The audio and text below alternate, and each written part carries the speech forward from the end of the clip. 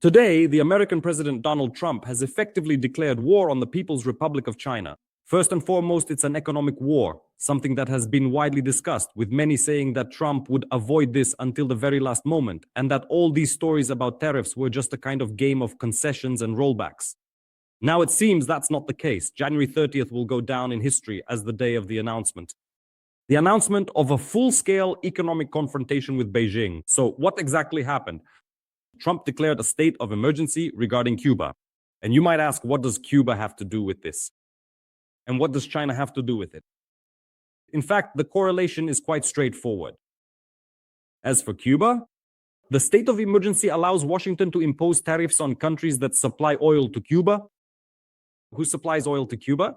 According to the decree, Cuba poses an extraordinary threat to the national security of the United States because it aligns itself with numerous hostile countries, transnational terrorist groups, and malicious actors. And then there's a clarification. With whom exactly? Russia, China, Iran, the groups Hamas and Hezbollah. Trump and his administration didn't miss a thing, friends. Russia, China, Iran, the groups Hamas and Hezbollah. Add up the TBR 3+2, and what do we get? Iran is on the verge of targeted strikes on nuclear facilities. That's one.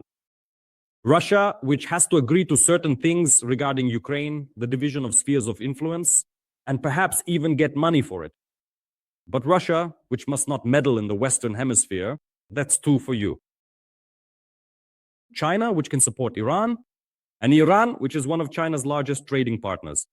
According to Trump, Cuba is hosting dangerous adversaries of the United States and allowing them to deploy military capabilities on its territory, ones that threaten the United States. Next in the decree, direct quote, Cuba hosts the largest Russian foreign signals intelligence facility, which attempts to steal confidential information about the national security of the United States. Cuba continues to develop, here it goes on about China, deep cooperation in intelligence and defense with the People's Republic of China. Because of this, the United States is imposing secondary duties, tariffs on goods from those countries that directly or indirectly sell or supply oil to Cuba. Russia, China, Iran, Hezbollah, and so on. This concerns Israel more, but these are also Iranian proxies. Next, what happens? Look, what wonderful news. Another one from January 30th. Trump allows for a forceful raid on Iran's nuclear facilities. This whole story is being seriously discussed by US intelligence. Against the backdrop of protests, I remind you that the US administration is weighing the necessity of striking Iran's nuclear program, and also symbolic targets, including officials deemed responsible for the suppression of the demonstrations. Earlier, the head of the Pentagon, Mark Esper, stated that the US military is ready to carry out any decision made by Donald Trump regarding Iran in order to prevent Tehran from obtaining nuclear weapons. Tehran has now rejected this ultimatum, as you know, saying that we will continue to develop our nuclear program as we have been, and that this is our own business. We can promise you, give you a small promise that it won't be used in our military-industrial complex, but nothing more. Just a promise, that's all. And nothing else will happen. As for what else we might see together, well, we might also witness a story related to Taiwan. Yes, the United States has interests in the Pacific region. They are arming Australia, transferring an aircraft carrier to them. The contract has literally already been signed. That was the year before last. And this aircraft carrier will be in service with Australia in 2027 or 2028. I can't remember exactly right now. But here's a bit of analysis, right? The confrontation between America and the PRC is existential in nature. The actions of the United States regarding the naval blockade of Venezuela and similar intentions toward Iran are alarming signals for Beijing. Now, this is about the other side. The states could do the same, restrict shipping to ports, and destroy China's foreign trade. For China, foreign trade is its main lever of influence. Notice, friends, how China and Beijing now are extremely cautious and measured even in their comments, not just their actions, regarding anything related to conflicts in the world. In Europe, for example, in the Middle East regarding Venezuela, it's just a mild condemnation there. Just don't interfere with our trade with the whole world. That's all. But Trump wants more. Trump wants to be dominant.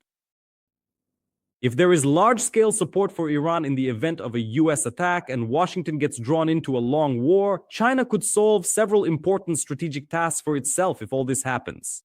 First, as analysts write, to show the United States that their strategy of a naval blockade does not work and to inflict enormous losses on the American fleet. Second, to demonstrate to the whole world that the Americans do not possess the kind of power that Donald Trump claims they do. And third, to gain experience in waging war against the American fleet. This could play into their hands, but I doubt that it could actually happen. Fourth, to distract the Americans from helping Taiwan, which would make it easier for China to effectively strip this territory of its sovereignty. Taiwan is not recognized by Beijing. And what do we see now? Right now, across the island of Taiwan, there is a very popular and specific term that has recently entered into common everyday use. We, as people from Ukraine, can certainly understand the deep meaning behind this well. Asymmetric warfare. Taiwan is now demonstrating all the advantages of this asymmetric warfare. Asymmetric warfare is when a weaker opponent is forced to confront a stronger one. And so they are compelled to use not traditional methods for defense or counteroffensive operations, but to look for methods that, in principle, break the very standards of conducting battle and so on. This includes the partisan movement. This also includes certain absolutely technological inventions to counter a major threat. That is absolutely everything. And in fact, even the blurring of the line between military and civilians, including that.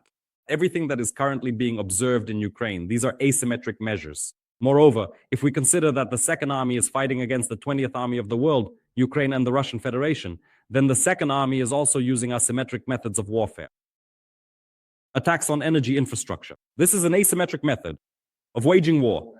Now, regarding Taiwan, there are asymmetric methods of warfare that they are proposing. Taiwan has conducted the first underwater test of a domestically developed submarine.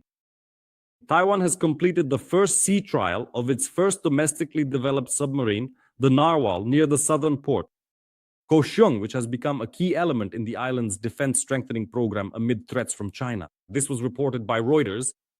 The CSBC Corporation, which is a Taiwanese shipbuilding company, reported that the submarine successfully completed a shallow water navigation submersion test. The domestic submarine construction program relied on the experience and technologies of several countries, including the United States and the United Kingdom. The cost of the submarine is nearly 50 billion new Taiwan dollars. That's about $1.5 billion US dollars. Taiwan plans to deploy at least 2 domestically produced submarines by 2027. Friends, it's January now, they're testing the first one, and by 27 in 11 months, 2 submarines.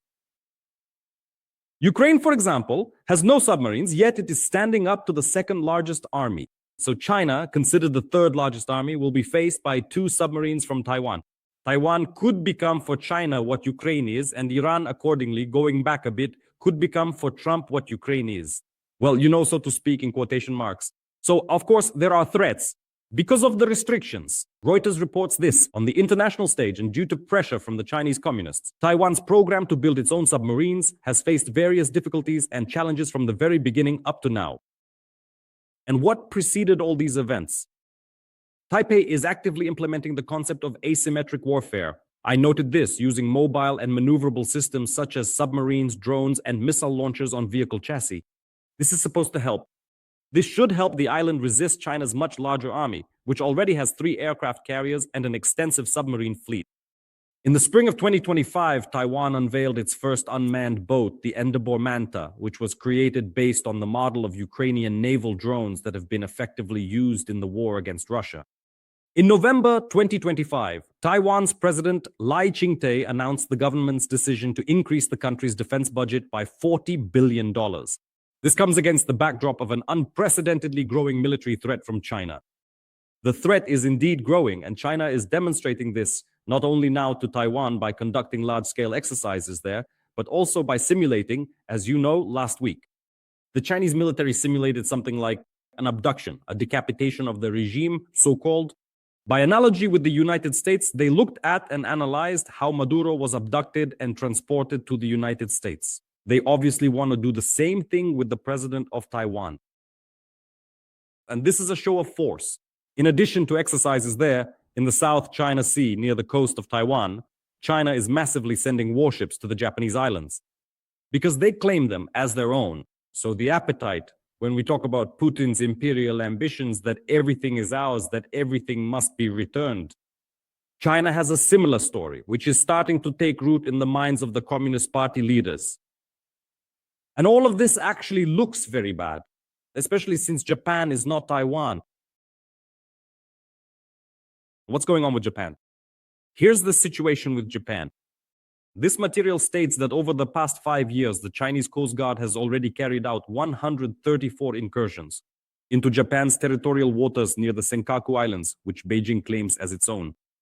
Just in the year 25 alone, Chinese forces were present in the waters around the Japanese islands for 357 days, which is almost a full year minus 1 week.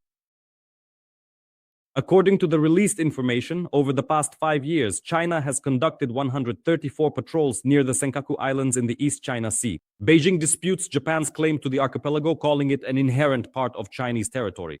At the same time, Japan's Coast Guard reported that it was Japanese authorities who intercepted 2 Chinese vessels attempting to approach Japanese fishermen and forced them to leave Japan's territorial waters.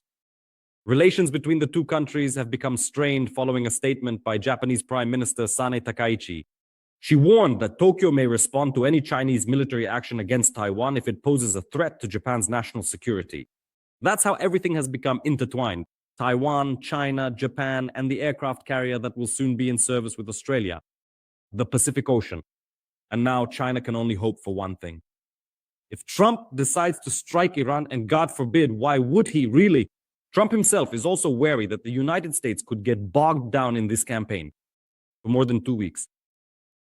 That is essentially all the information we have for the moment. This grants Vladimir Putin a completely unrestricted hand to act. And then everything will be finished and concluded. Large-scale military operations and combat actions will begin across the Pacific region. This, my friends, is the reality today. But in order to prevent this from happening, I started with this news. Today, China, that is the United States, took down Cuba. About Cuba, right?